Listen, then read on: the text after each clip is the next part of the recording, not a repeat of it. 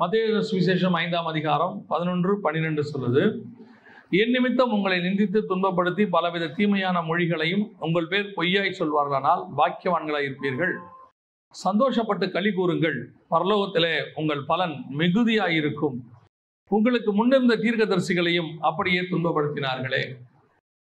பொதுவாக நாம் எல்லோருமே சந்தோஷமா இருக்க வேண்டும் என்று விரும்புகிறோம். இந்த வாழ்றது ஒரு வாழ்க்கை, அநேகர் சொல்லுவாங்க வாழ்றது ஒரு வாழ்க்கை, அதை நம்ம சந்தோஷமா வாழணும் அப்படின்னு சொல்லுவாங்க. ஆக்சுவலாக அந்த சந்தோஷமா இருக்கிறதுக்காக தான் நம்ம ரொம்ப கஷ்டப்படுறோம், எல்லாமே செய்கிறோம். சம்பாதிக்கிறது, சேர்க்கறது, கட்டுறது எல்லாமே எதுக்காக அப்படின்னு கேட்டிங்கன்னா நம்ம சந்தோஷமா இருக்கணும் அப்படின்னு சொல்லி. ஒரு காலகட்டம் வரைக்கும் பெற்றோர் மூலமாக நம்ம சந்தோஷமா இருக்கிறோம். அதுக்கப்புறமா என்ன செய்கிறாங்கன்னா நம்மளை படிக்க வைக்கிறாங்க. எதுக்காகனா பின்னாட்கள் நம்ம கஷ்டப்படக்கூடாது, சந்தோஷமா இருக்கணுன்றதுக்கு என்ன செய்கிறாங்க, இப்போவே படிப்பு கொடுக்குறாங்க. படித்து முடிக்கும் போது வெறும் படிப்பு பத்தாது, உன் வாழ்க்கைக்கு ஒரு வேலை தேவை, சம்பாதிக்கணும், அப்போ தான் நீ சந்தோஷமா இருக்க முடியும் அப்படின்னு சொல்லி ஒரு வேலை வாங்கி கொடுக்குறாங்க. வேலை நல்ல சம்பளம் வந்த உடனே இது இல்லை சந்தோஷம், கல்யாணம் பண்ணி வச்சாதான் உண்மையான சந்தோஷம் அப்படின்னு சொல்லி ஒரு கல்யாணம் பண்ணி வைக்கிறாங்க. நமக்கு சந்தோஷமா இருக்கிறோமா இல்லையாங்கிறது அப்புறம் வேற விஷயம். கல்யாணம் பண்ண பிறகு அப்புறம் கல்யாணம் பண்ணி வைக்கிறாங்க. கல்யாணம் பண்ண உடனே கல்யாணம் பண்ணுறது ஒரு பெரிய சந்தோஷம் இல்லை, ஒரு குழந்தை பிறந்தாதான் அந்த குடும்பத்தில் ஒரு சந்தோஷம்.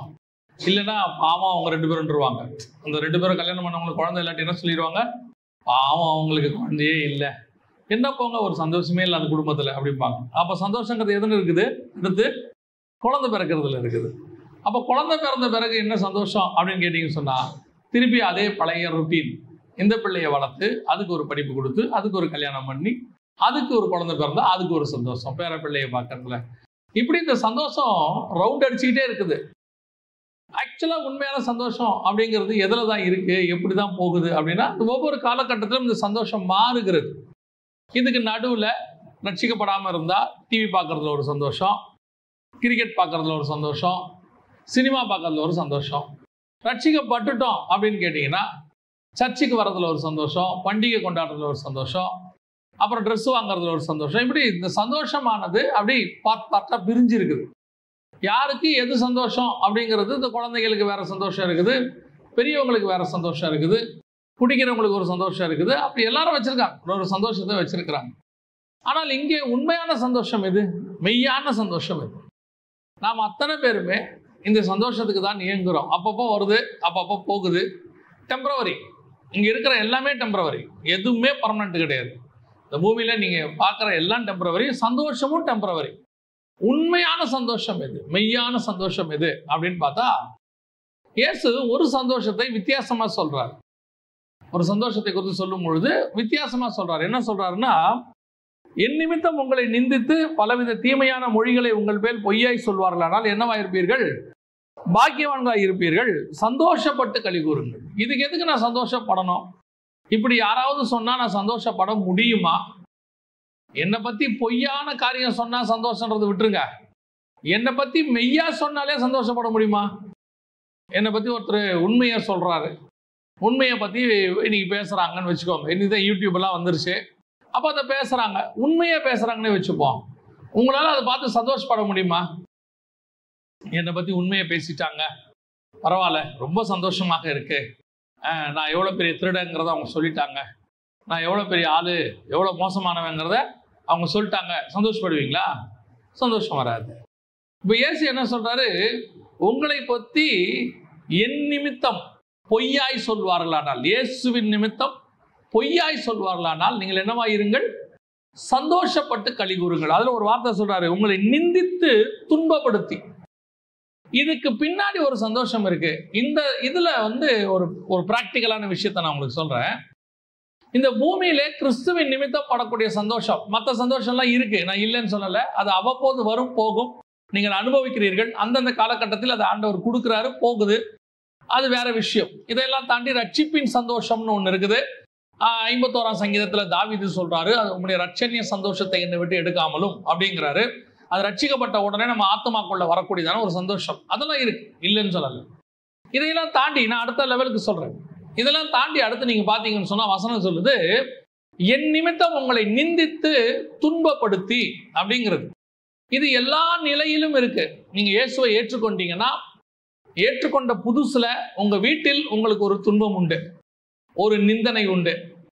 ஈவந்தோ நான் சொல்றது, நீங்க கிறிஸ்தவ குடும்பமா இருந்து ரட்சிக்கப்பட்டீங்கன்னா, ரட்சிக்கப்படாத கிறிஸ்தவ குடும்பத்துல இருந்து ரட்சிக்கப்பட்டாலே உங்களுக்கு ஒரு துன்பம் உண்டு. அப்ப யோசிச்சு பாருங்க, ரட்சிக்கப்படாத குடும்பத்தில இருந்து மற்ற மதத்தில இருந்து நீங்க ரட்சிக்கப்பட்டு வரும்போது எவ்வளவு இருக்கும் துன்பம். கிறிஸ்தவர்கள்னு பேர் கிறிஸ்தவர்கள் சொல்ற இடத்துல இருந்து நீங்க ரட்சிக்கப்பட்டு வரும்போது உங்களுக்கு பல துன்பம் இருக்கு, நிந்தனை இருக்குது. அப்படி இருக்கும்போது நீங்க ஒருவேளை இயேசுவை அறியாத மார்க்கத்திலிருந்து வரும்போது அங்கிருந்து வந்து அவங்களுக்கு எவ்வளவு துன்பம் இருக்கும். இதெல்லாம் கிறிஸ்துவின் நிமித்தம் வரக்கூடிய நிந்தை, துன்பம். ஆண்டவர் சொல்றாரு, இது நிமித்தம் நீங்கள் என்ன செய்யுங்கள், சந்தோஷப்பட்டு களி கூறுங்கள். எப்படிங்க சந்தோஷப்பட்டு நான் களி கூறுறது? நான் தான் உபத்திரவத்துக்கு நடுவில் போறேனே. பல நேரங்களில் எங்களுக்கு ஃபோன்கள் வரும். சிலர் வந்து கேட்பாங்க, இன்னும் என் கணவர் ரட்சிக்கப்படல, என் வீட்டார் ரட்சிக்கப்படல. சில நேரத்தில் சொல்லுவாங்க, என் குடும்பத்தில் யாருமே ரட்சிக்கப்படல, சகோதரி ஒரு பெண் மட்டும் ரட்சிக்கப்பட்டிருப்பாங்க. அதெல்லாம் இருக்கிறதுலே கடினமான சிச்சுவேஷன். நம்ம ஈஸியாக சொல்லிடலாம், ஆலோசனை கூட கொடுத்துடலாம். ஆனால் ஆலோசனை சொல்லும் போதே எனக்கு மனசில் கொஞ்சம் கஷ்டம் இருக்கும். எப்படி தான் இவங்கெல்லாம் சமாளிக்கிறாங்களோ. ஒரு வீட்டில் அப்படியே அவர்கள் வந்து தேவனை அறியாத வேறொரு மதத்தை சார்ந்தவர்கள், ரொம்ப ஆர்த்தடாக்ஸ் அவங்க. அதுக்கு நடுவில் இந்த ஒரு பெண் மாத்திரம் ரட்சிக்கப்பட்டாங்க. இவங்க வீட்டுக்குள்ள இருக்கிறது எவ்வளவு கடினம் தெரியுங்களா? அதாவது இவங்க பைபிள் வாசிக்க முடியாது, ஜெபம் பண்ண முடியாது, எதுவுமே செய்ய முடியாது. அவங்க வாசிக்கிற மெத்தடு அதெல்லாம் பார்த்தீங்கன்னா வித்தியாசமா இருக்கும். போய் குளிக்க போகும்போது பாத்ரூம்ல நின்று பைபிள் வாசிக்கிறது, அதுவும் பைபிளை கொண்டு போக முடியாது, பேப்பரை கிழிச்சு கொண்டு போவாங்களாம், பைபிள் பேப்பரை கிழிச்சு கொண்டு போவாங்களாம், வாசிச்சுட்டு தூக்கி போட்டுருவாங்களாம். சில நேரத்தில் அது ஒரு சகோதரி சொன்னாங்க, கசக்கி முழுங்கிடுவாங்களாம், ஏன்னா தூக்கி போகிறதுக்கு மனசு வராதான். அப்படி அவங்க ஒரு சகோதரி சொன்னாங்க, எங்கள் வீட்டில் யாருமே கண்டுபிடிக்க முடியாத இடத்துல நான் பைபிளை மறைச்சு வச்சிருக்கிறேன் அப்படிமா. இதுக்கு நடுவில் ஒரு வேளை அவர்கள் இயேசுவை ஏற்றுக்கொண்டார்கள்னு தெரிஞ்சிருச்சுன்னு வச்சுக்கோங்க, அது அதை விட பாடு. அதுக்கப்புறம் சிசிடிவி கேமராவே வேணாம், வீட்டில் இருக்கிற எல்லா கண்ணும் அவங்கள தான் பார்த்துக்கிட்டு இருக்கோம். என்ன ஃபோன் பார்த்தா கூட என்ன பார்க்குறேன், யார்கிட்ட பேசினா யார்கிட்ட பேசுற, கொஞ்சம் வெளியே போனால் போதும் எங்கே போற, அப்படி பயங்கர ஸ்ட்ரிக்ட் ஆயிரும். ஆண்களுக்கே இது கஷ்டம், பெண்கள் நிலைமையை நினைச்சு பாருங்க. அப்ப இயேசு சொல்றாரு, இது நிமித்தம் நீங்கள் சந்தோஷப்படுங்கள். அது எப்படிங்க சந்தோஷப்படுறது? இவ்வளோ கஷ்டத்தை நான் அனுபவிச்சுட்டு இருக்கிறேன், இவ்வளோ கஷ்டத்துக்கு நடுவில் நான் கடந்து போய் கொண்டிருக்கிறேன். அப்படி இருக்கும்போது நான் சந்தோஷப்பட்டு களி கூற முடியுமா அப்படின்னு கேட்டீங்கன்னா, இங்கேயும் சந்தோஷப்பட முடியும். வசனம் சொல்லுது, பரலோகத்தில் உங்கள் பலன் மிகுதியாக இருக்கும், அங்கேயும் சந்தோஷப்பட முடியும். அதை பத்தி நம்ம பின்னாடி பார்க்கலாம். இங்க நான் எப்படி சந்தோஷப்படுறது, இங்க நான் சந்தோஷப்படுறதுக்கு எப்படி அது வாய்ப்பு, இவ்வளோ பிரச்சனைக்கு நடுவில் என்னால் சந்தோஷமா இருக்க முடியுமா அப்படின்னும் போது, நான் வசனத்தை படிச்சுக்கிட்டே வரும்போது நம்ம ஆண்டவர்கிட்ட மட்டும் ஒரு ஸ்பெஷாலிட்டி உண்டு. எது ஒண்ணுமே பேச்சுக்கு சொல்ல மாட்டாரு, அத்தனைக்கும் பிராக்டிக்கல் இருக்கும். இந்த பைபிள்ல செய்ய முடியாத ஒரு விஷயத்தை அவர் சொல்லவே மாட்டார். நம்மளால செய்ய முடிஞ்சதை மட்டும்தான் சொல்லுவார், செய்ய முடியாத எதையுமே சொல்ல மாட்டார். அதாவது நல்ல தேவ மனுஷனா இருந்து நல்ல தேவ ஊழியமா இருந்துச்சுன்னா நீங்கள் உபத்திரவம் இல்லாமல் மேல வரவே முடியாது. ஏன்னா வசனம் உங்களுக்கு உபத்திரவம் உண்டுன்னு தான் சொல்லியிருக்கே ஒழிய உபத்திரவம் இல்லைன்னு சொல்லலை. எந்த இடத்துலயாவது ஆண்டவர் உபத்திரவம் இல்லைன்னு சொல்றாரா? எல்லா இடத்துலும் உபத்திரவம் உண்டுன்னு தான் சொல்றாரு. அப்படின்னா இந்த உபத்திரவத்துக்கு நடுவுல ஒரு சந்தோஷத்தை கர்த்தர் கட்டளை இடுகிறார். அந்த சந்தோஷத்தை அனுபவிக்க தெரிஞ்சுக்கணும். இப்ப பாருங்க, ஸ்வீட் சாப்பிட்றது எப்படி இருக்கும்? சந்தோஷமா இருக்குமா இருக்காதா? இருக்கும்ல. சுகர் உள்ளவர் ஸ்வீட் சாப்பிடும் போது அவருக்கு எப்படி இருக்கும்? அவருக்கு ஸ்வீட் சாப்பிடணும்னு ஆசை இருக்கும். ஆனா உள்ளுக்குள்ள என்ன இருக்கும்? எங்க சுகர் எகிரிடுமோ, நிறைய சாப்பிடலாமா ஆசை இருக்கும். வேணாம், கொஞ்சமா எடுத்துக்கிறேன், சாப்பிடாம இருக்க முடியாது. ஆனா இதே நேரத்துல பாவக்காய் சாப்பிடும் போது எப்படி இருக்கும்? ஆனா நல்லா பாவக்காவை பத்தி தெரிஞ்சவங்க எப்படி சாப்பிடுவாங்க? இல்ல ஒரு சுகர் உள்ளவங்களே பாவக்காய் எப்படி சாப்பிடுவாங்க? சந்தோஷமா சாப்பிடுவாங்க. அதுக்கு நடுவில் அவங்களுக்கு ஒரு சந்தோஷம் இருக்கும். என்னன்னா, இது சுகருக்கு நல்லது, உடம்புக்கு நல்லது, இதை சாப்பிட்டா வயிற்றுல இருக்கிற பூச்செல்லாம் செத்துரும். ஆனா சாப்பிடும் போது கொஞ்சம் எப்படி இருக்கும்? கசப்பா தான் இருக்கும். ஆனா கன்ஃபார்மா இது உடம்புக்கு நல்லது அப்படின்னு சொல்லி அந்த கசப்புலையும் அவர்கள் என்ன செய்கிறார்கள்? ஒரு சந்தோஷத்தை பார்க்கிறார்கள், அதை உணர்கிறார்கள். அதே மாதிரிதான் நம்ம வாழ்க்கையில பல நேரங்களில உபத்திரவத்துக்கு நடுவிலே கடந்து போகிறோம். உபத்திரவம் வாழ்க்கையில நியமிக்கப்பட்ட ஒரு பார்ட். உபத்திரவமே இல்லை, உபத்திரவம் ஒரு பார்ட். ஒரு சூழ்நிலையில் அது வரும். சைக்கிள் மாதிரி ஒவ்வொரு காலகட்டத்தில் வரும். அப்புறம் ஆசீர்வதிக்கப்படுவோம், உயர்த்தப்படுவோம், அடுத்த லெவலுக்கு போவோம். அடுத்த லெவலுக்கு போனால் அங்கே ஒரு சோதனை இருக்கும். இப்போ இயேசுக்கே பாருங்க, கீழே ஒரு சோதனை, உப்பரிக்கையின் மேலே ஒரு சோதனை, மலைக்கு மேலே ஒரு சோதனை. கீழே சோதிச்சாச்சு, இயேசு ஜெயிச்சிட்டாரு. அதோட விட்டுட்டு போயிட்டானா? இல்லை, மலைக்கு மேலே இயேசு போயிட்டாரு. இப்போவும் சோதனை. சோதனையில் இயேசு ஜெயிச்சிட்டாரு. பிசாசு என்னவாயிட்டான்? பிசாசு எங்கே போயிட்டான்? இயேசு விட்டுட்டு போயிட்டானா? வசனம் சொல்லுது, சில காலம் விலகி இருந்தான். கொஞ்ச நாள் தான், திருப்பி வருவான். அதுதான் ப்ரொசீஜர். அப்படிதான் இருக்கு பைபிள்ல. அப்ப நமக்கு இந்த உபத்திரம் வரும்போதெல்லாம் அதுக்கு நடுவில் ஒரு சந்தோஷம் உண்டு. அந்த சந்தோஷத்தை நாம் எப்படி உணர்கிறோம், அதை எப்படி அனுபவிக்கிறோங்கிறதா முக்கியம். இயேசு சொல்றாரு, உங்களை நிந்தித்து துன்பப்படுத்துவார்கள், நீங்கள் சந்தோஷப்பட்டு களி கூறுங்கள். அப்ப இந்த நான் ஏற்கனவே சொன்ன மாதிரி இது பிராக்டிக்கல். இயேசு சொன்ன எல்லாத்துக்கும் பின்னாடியும் ஒரு பிராக்டிக்கலான விஷயத்தை சொல்லி வச்சிருக்கிறார். ஏதோ நம்ம செய்ய முடியாத விஷயத்தை ஆண்டவர் பேசிட்டு போல சிலர் சொல்லிடுவாங்க, செய்ய முடியாது. ஆனால் இயேசு சொன்ன அத்தனை விஷயமும், இந்த பைபிளில் இருக்கிற அத்தனை விஷயமும் செய்யக்கூடியது, செய்ய முடியாததே கிடையாது. இப்போ நீங்கள் கவனிங்க, இந்த அப்போஸ்தலர்கள், அதாவது இயேசு கிறிஸ்துவுக்கு அப்புறம் அப்போஸ்தலர்கள் ஊழியத்தை தொடங்குகிறார். ஊழியத்தை தொடங்கும் போது அவர்கள் உபத்திரவத்துக்கு நடுவில் தான் அதை செய்கிறாங்க. இயேசு கிறிஸ்துவுக்கு அப்புறம் பூமியில் உபத்திரவமே கிடையாது. இயேசு எல்லாவற்றையும் சுமந்து தீர்த்து விட்டார், நாம் உபத்திரவப்பட வேண்டியது அவசியம் இல்லை அப்படின்னு சொன்னா, இயேசுக்கு அப்புறம் ஏன் இவ்வளோ அப்போஸ்தலர்கள் உபத்திரவப்பட்டு சபையை ஸ்தாபிக்கணும்? இல்லையா? அப்ப என்ன இருக்குது? கண்டிப்பா உபத்திரவம் இருக்கு. ஆனால் அந்த உபத்திரவத்துக்கு நடுவில் அவர்கள் எப்படி சந்தோஷமாக இருந்தாங்க? இப்ப இயேசு சொன்னார்ல, உங்களை நிந்தித்து துன்பப்படுத்துவார்கள், நீங்களும் சந்தோஷப்பட்டு களி கூறுங்கள். எப்படி இருந்தாங்க? அதை தான் நாம இப்போ பார்க்க போறோம். வாசிங்க, அப்போஸ்தலர் நடபடிகள் 5ஆம் அதிகாரம் 41வது வசனத்தை வாசிங்க. அவருடைய நாமத்துக்காக தாங்கள் அவமானப்படுவதற்கு பாத்திரராக எண்ணப்பட்டபடியினால், நல்லா கவனிங்க, எப்படி புறப்பட்டு போனாங்க?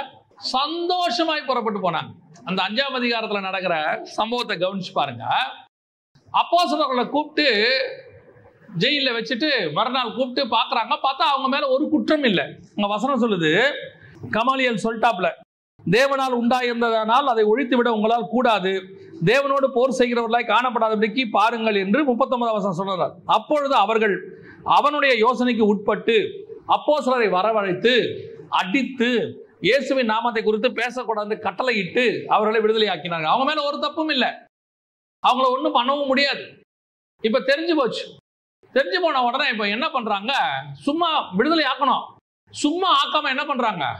2 அடி அடிச்சு விடுதலை ஆக்குறாங்க. போலீஸ்காரங்க சில நேரத்தில் சொல்லுவாங்க, பார்த்துருக்கீங்களா? அப்படியே கும்பலா இருந்தா எதுக்கு அடிக்கிறாங்கல்ல, ஒரு லத்தியை ஓக்கி ஒரு அடி அடிப்பாங்க, கும்பல் கலைஞ்சிரும். அப்ப அடி வாங்குறவர் என்ன தப்பு பண்ணாரா? அல்ல, அங்க கும்பல் கூட கூடாது, சும்மா 2 தட்டு தட்டுனா சரியா போயிடும்பாங்க. அந்த மாதிரி அப்போஸ்தலரை கூப்பிட்டு 2 அடி அடிச்சு, ஒரு தப்பும் இல்லை, அவங்க மேல குற்றம் இல்லை, எதுவும் இல்லை. கமாலியல் சொல்லிட்டாப்ல, ரிலீஸ் பண்ணி விடுங்க அப்படின்னு. ரிலீஸ் பண்ணும்போது சும்மா ரிலீஸ் பண்ணல, என்ன பண்றாங்க? 2 தட்டு தட்டி அனுப்பி ரிலீஸ் பண்றாங்க. இப்ப நம்மளா தான் என்ன பண்ணுவோம்? இப்ப எதுக்கு என்ன அடிச்சிங்க? நான் என்ன தப்பு பண்ணேன்? எதுக்காக என்ன அடிச்சிங்க அப்படின்னு கேட்போம். சில நேரங்களில் நம்ம ரோட்ல போயிட்டே இருப்போம், ஆட்டோக்காரர் அவர் தப்பா வருவாரு, வந்துட்டு நம்மள ஒரு திட்டிட்டு போவாரு, பார்த்து போக மாட்டியா அப்படின்பாரு.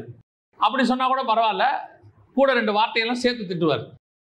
இப்ப நாம நார்மல் பர்சன் நம்மளா இருந்தா டக்குன்னு இறங்கிடுவோம் கீழே. இப்ப எதுக்கு இந்த வார்த்தை பேசினேன், இப்ப நீ எதுக்கு திட்ட என்ன அப்படின்னு சொல்லி இறங்குவோம். அந்த நேரத்துல ஒன்றும் பேசாம அப்படியே அமைதியா போறோம் அப்படின்னா முடியுமா? அப்ப நம்ம வந்து வீட்டில் புலம்புவோம், நான் சும்மா தான் போயிருந்தேன், ஒரு ஆள் வந்து என்னை திட்டான், நான் ரட்சிக்கப்பட்டோம், ஒன்றும் பேச முடியல, அவன் கெட்ட வார்த்தை பேசுறான், நானே பழைய ஆளா இருந்தா இந்நேரம் போட்டு சாத்தியிருப்பேன். இதெல்லாம் நம்ம வீட்டில் வந்து புலம்புறது. வீட்டில் வந்து சொல்லுவோம், இயேசுநாதர் நம்மளை அமைதி ஆக்கிட்டாரு, எவ்வளவோ மாத்திட்டாரு. அதாவது உள்ளான மனுஷன் இன்னும் ஒழியல, ஒளிந்து கொண்டான், மறைஞ்சிருக்கிறான் எங்கேயோ, அவன் போது எட்டி பார்ப்பான். ஸோ இப்போ அவன் திட்டிட்டு போயிட்டான், நமக்கு மனசு கேட்கல, வாத. அந்த மாதிரி தான் அப்போஸ்தலரை அடிச்சு அனுப்புறாங்க. ஆனா அவர்கள் அதை எப்படி எடுத்துக்கொண்டார்கள் அப்படின்னா வசனம் சொல்லுது, அவருடைய நாமத்துக்காக தாங்கள் அவமானப்படுவதற்கு பாத்திரராய் எண்ணப்பட்டபடியினால். ஊழியத்துக்காக என்ன தெரிஞ்சுக்கிட்டாருன்றது ஒரு சந்தோஷம், ரட்சிக்கப்பட்டு என்ன கர்த்தர் அவருடைய பிள்ளையா தெரிஞ்சுக்கிட்டாருங்கிறது ஒரு சந்தோஷம். ஊழியத்துல ஆண்டவர் எனக்கு விசேஷத்தை gift கொடுத்திருக்கிறாரு, அது ஒரு சந்தோஷம். இதெல்லாம் தெரிந்து கொள்ளுதல். எனக்கு ஒரு வேலை கிடைச்சிருச்சு, சந்தோஷம். நல்ல மாப்பிள்ளை பொண்ணு கிடைச்சிருச்சு, ஒரு சந்தோஷம். இதெல்லாம் ஒரு சந்தோஷம். ஆனா இவங்க எதுக்காக எந்த செலக்ஷனுக்கு சந்தோஷப்பட்டாங்களா தெரியுமா? கர்த்தருக்காக அவமானப்படுவதற்கு பரலோகம் நம்மள என்ன பண்ணிருக்குது? செலக்ட் பண்ணி இருக்குதாம். அப்படின்னா என்ன அர்த்தம்? எல்லாருமே அவமானப்பட முடியாது. அந்த தகுதி ஆண்டவர் யாருக்கும் கொடுக்கல. எல்லாரும் அவமானப்படுறதுக்கு ஆண்டவர் தகுதி கொடுக்கல. அவமானப்படுறதுக்கு கூட ஒரு குவாலிஃபிகேஷன் வேணும். அவமானப்படுறதுக்கு ஒரு எலிஜிபிலிட்டி வேணும். அவங்க சொல்றாங்க, நாங்க அவமானப்படுறதுக்கு பரலோகம் எங்களை தெரிந்து கொண்டது. ஏன் உங்களுக்கு உபத்திரவம் தெரியுமா? ஏன் நீங்கள் அவமானப்படுகிறீர்கள் தெரியுமா? நீங்கள் அவமானப்படுவதற்கு என்று பரலோகம் உங்களை தெரிந்து கொண்டது. நீங்க சொல்றீங்க இதே காரியம்தான், ஆனா அவனுக்கு ஒரு பிரச்சனை இல்லைங்க, நல்லா இருக்கிறான். பரலோகம் அவனை அவமானப்படுவதற்கு தெரிந்து கொள்ளவில்லை. புகழ்ச்சி அடைவதற்கு மட்டும்தான் தெரிந்து கொள்ளப்படுதல் நீங்க நினைக்காதீங்க. அவமானப்படுவதற்கும் தெரிந்து கொள்ளப்படுதல் உண்டு. எல்லாரும் சிலுவையில் அறையப்பட தெரிந்து கொள்ளப்படவில்லை. இயேசு கிறிஸ்து தான் சிலுவையில் அறையப்பட தெரிந்து கொள்ளப்பட்டார். அவர் அவர் அது தேவனுடைய குமாரனா இருந்தா தான் அது முடியும். எல்லாருக்கும் அந்த பாக்கியம் கிடைக்காது. இப்ப பாருங்க, பவுல மினிஸ்ட்ரிக்கு பிரிக்கும் போது ஆண்டவர் சொல்றாரு, அவன் என் நிமித்தம் துன்பப்படுவதற்கு. அவன செலக்ஷன் என்ன செலக்ஷன் தெரியுமா? துன்பப்படுவதற்கான செலக்ஷன். என்ன ராஜாவா தெரிந்துகிட்டாருங்கிறது வேற. தாவீது சொல்றாரு, அவர் ராஜாவா கர்த்தர் தேர்ந்தெடுத்தார், இஸ்ரவேலுக்கு ராஜாவாக என்னை தேர்ந்தெடுத்தார், ஆடுகளுக்கு பின்னால் அலைந்து கொண்டிருந்த என்னை. அது ஓகே. ஆனா மோசே எதுக்கு தெரிஞ்சுக்கிட்டாரா தெரியுமா?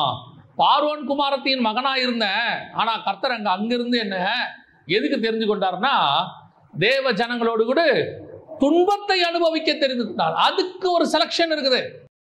நீ படுகிற பாடு, நீங்க படுற கஷ்டம், சிந்துற கண்ணீர் ஆண்டவர் பார்க்கறாரான்னு கேக்குறீங்களே, ஆண்டவர் பார்க்கல. ஆண்டவர் செலக்டே பண்ணி வச்சிருக்கிறாரு உங்களை. நீங்க தான் அதை கடந்து போக முடியும். உங்களால மட்டும்தான் அந்த வேதனையை தாங்க முடியும். உங்களை தவிர உன் குடும்பத்திலயோ உன் சொந்தக்காரங்களோ வேற யாருக்கும் அந்த தகுதி இல்லைங்கிறார் ஆண்டவர். யோசிச்சு பாருங்க, எவ்வளவு பெரிய விஷயம்.